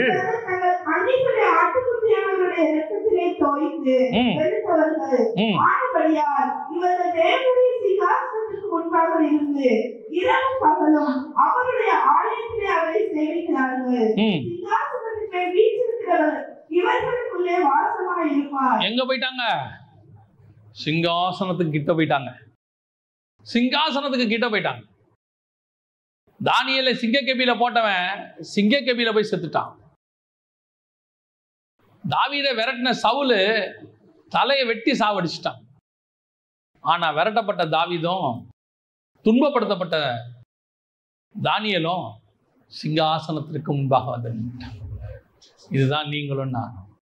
நாம் விரட்டப்படுவோம், துரத்தப்படுவோம், வேதனைப்படுவோம். பூமியில கர்த்தர் உயர்த்துறாரு, அதெல்லாம் ஒரு பக்கம். ஆனா பரலோகத்துல நம்ம பலன் எப்படி இருக்கும் தெரியுமா? சிங்காசனத்திற்கு பக்கத்துல ஆட்டுக்குட்டியானவருக்கு அருகாமையில உங்களை என்னையும் கொண்டு போய் நிக்க வச்சிருவார். தானியேலாவது உயர்த்தப்பட்டு ராஜாவோட உட்கார்ந்தான், தாவீது உயர்த்தப்பட்டு சிங்காசனத்துல உட்கார்ந்தான். ஆனால் நீங்களும் நானும் என்றால் உயர்த்தப்பட்டு சிங்காசனத்துக்கு பக்கத்துல போய் உட்கார போகிறோம். எங்கே? பரலோகத்துல. வசனம் சொல்லுது, பரலோகத்துல உங்கள் பலன் மிகுதியா இருக்கும். சில நேரத்துல நம்ம படுகிற பாடு பூமியில கண்டுகொள்ளாம விட்டுருவாங்க. ஒருவேளை நாம நினைச்சுக்கலாம், நான் பண்ணது யாருக்குமே தெரியாது, நான் பண்ற மினிஸ்ட்ரி யாருக்கும் தெரியாது, ஏதோ ஒரு கிராமத்துல பண்றேன், ஏதோ ஒரு காட்டுக்குள்ள பண்றேன், நான் செய்யற உதவி யாருக்கும் தெரியாது, ஏதோ ஒரு வீட்டுக்குள்ள இருந்து பண்ணிட்டு இருக்கிறேன், நான் பண்ற ஜபம் யாருக்கும் தெரியாது, நான் மூளையில ஒரு ரூம்குள்ள அழுது பண்ணிட்டு இருக்கிறேன், நான் பண்ற மிஷனரிக்கு அனுப்புறதால ஒரு சின்ன அமௌண்ட், அது யாருக்கும் தெரியாது. யாருக்கும் தெரிய வேண்டாம். இந்த பூமியில அது ரிஜிஸ்டர் ஆக கூட வேண்டாம். யார் கண்ணுக்கும் அது தெரிய வேண்டாம், யார் காதுக்கும் அது கேட்க வேண்டாம். ஆனால் ஒருத்தர் கண்கள் அதை கவனித்துக் கொண்டே இருக்கிறது, ஒருத்தருடைய செவிகள் அதை கவனித்த வண்ணமா இருக்கிறது. ஒரு நாள் உங்களை எண்ணி கொண்டு போய் சிங்காசனத்துக்கு பக்கத்திலே உட்கார வைத்து விடுவார். நம்முடைய பலன் பரலோகத்திலே மிகுதியாக இருக்கும். பூமியிலே ஆசீர்வதிக்கப்படுவதற்காக நான் ஊழியம் செய்யவில்லை, பரலோகத்திலே நான் ஆசீர்வதிக்கப்படுவதற்காக நான் ஊழியம் பண்ணுகிறேன். பரலோகத்திலே உங்கள் பலன் எப்படி இருக்கும்? மிகுதியாக இருக்கும். வசனம் சொல்லுது, இவர்கள் இனி பசி அடைவதும் இல்லை, தாகம் அடைவதும் இல்லை, வெயிலாவது உஷ்ணமாவது இவர்கள் மேல் படுவதும் இல்லை. சிங்காசனத்தில் மத்தியில் இருக்கிற ஆட்டுக்குட்டியானவரே இவர்களை மேய்த்து இவர்களை ஜீவ தண்ணீருடைய நூற்றாண்டைக்கு நடத்துவார். தேவன் தாமே இவருடைய கண்ணீர் யாவையும் ஆண்டவர் அங்க கொண்டு நிற்க வச்சு இங்க பட்ட எல்லா பாடுகளுக்குமான ஆறுதலை கர்த்தர் என்ன செய்ய போகிறார்? கட்டளையிட போகிறார். இந்த சந்தோஷத்தோட தான் பாட சந்திக்கணும். இயேசு சொன்னார்ல, நீங்கள் நிந்தித்து உங்களை உபத்திரவப்படுத்துவார்கள், நீங்கள் சந்தோஷப்பட்டு ஏன் களி கூறணும் தெரியுமா? என்னை பாட அனுபவிக்கிறியா? என்னை அவமானப்படுத்துறியா? என்னை நீ கேவலப்படுத்திட்டு இருக்கியா? என்னை பத்தி நீ அசிங்கமா பேசிக்கிட்டு இருக்கிறியா? என்னை வாழ விடாம துரத்துறியா? என்னை ஒரு இடத்துல என்னை நிக்க விடாம பண்ணிக்கிட்டே இருக்கிறியா? என் வாழ்க்கையை நாசமாக்கணும்னு நீ நினைச்சுக்கிட்டே இருக்கியா? நான் இருக்க கூடாதுன்னு நீ முடிவெடுக்கிறியா? நீ எடு, நான் சந்தோஷம்தான் படுவேன். ஏன் தெரியுமா? நான் என் பலன் உனக்கிட்ட அல்ல, என் பலன் பரலோகத்தில் இருக்கிறது. நான் படுகிற பாடு, சிந்துகிற கண்ணீர், அடைகிற வேதனை, பட்ட அவமானம் அத்தனையும் பரலோகம் புக்கு போட்டு எழுதிட்டு இருக்குது. அத்தனையும் பரலோகம் புக்கு போட்டு எழுதுது. ஒரு லைன் கூட மிஸ் ஆகாது. உன்னை பேசின வார்த்தைகள்ல ஒன்ன கூட பரலோகத்தில் கீழே விட்டுற மாட்டார் ஆண்டவர். நீ சிந்துகிற கண்ணீர்ல ஒரு டிராப்பை கூட மிஸ் பண்ண விட மாட்டார். எல்லாத்தையும் துருத்தியில பிடிச்சி வச்சிருப்பாரு. என்னடா கேவலப்படுத்துறீங்க? படுத்துங்கடா, என்ன வேணா செய்யுங்கடா. விரட்டி விடுறீங்களா? எடுங்கடா. சொத்தை எடுத்துட்டு போறீங்களா? எடுத்துட்டு போங்கடா. நடுத்தரில் என் குடும்பத்தை நிறுத்துறீங்களா? நிறுத்தி தான் பாருங்கடா. நீங்க என்ன வேணாலும் செய்யுங்க. என்னை உயர்த்துகிறவர் ஒருத்தர் இருக்கிறார். என் கண்ணீரை துடைக்கிறவர் ஒருத்தர் இருக்கிறார். அவர் என் கண்ணீரை யாவையும் துடைப்பார். அல்லேலூயா, அல்லேலூயா. நம்முடைய பரலோகத்தில் நம்முடைய பலன் எப்படி இருக்க போகிறது? மிகுதியா இருக்க போறது. அதாங்க ஆசீர்வாதம். உங்க வாயிலையும் வயிற்றுலையும் அடிச்சு, உங்ககிட்ட இந்த அநியாயமா புடுங்கி, சொத்தை புடுங்கி, அவன் பலன் வீடு கட்டி, அவன் பிள்ளைகள் டாக்டருக்கு படிச்சு, இன்ஜினியருக்கு படிச்சு, எல்லாம் வரட்டும். சில நேரத்தில் உனக்கு தோணும், என்ன ஏமாத்திட்டு அவன் நல்லா இருக்கிறானே, அவன் பலன் பரலோகத்துக்கு வராது, உன் பலனோ பரலோகத்துக்கு வரும். உன்னை ஏமாத்தினவர்கள் பூமியோடு கூட மடிந்து போவார்கள். நீயோ வென்றால் பரலோகத்திலே தேவனால் ஆசீர்வதிக்கப்பட்டிருப்பேன். அதை நினைச்சுதான் நம்ம என்ன செய்யணும்? சந்தோஷப்பட்டு களி கூறணும். அல்லேலூயா.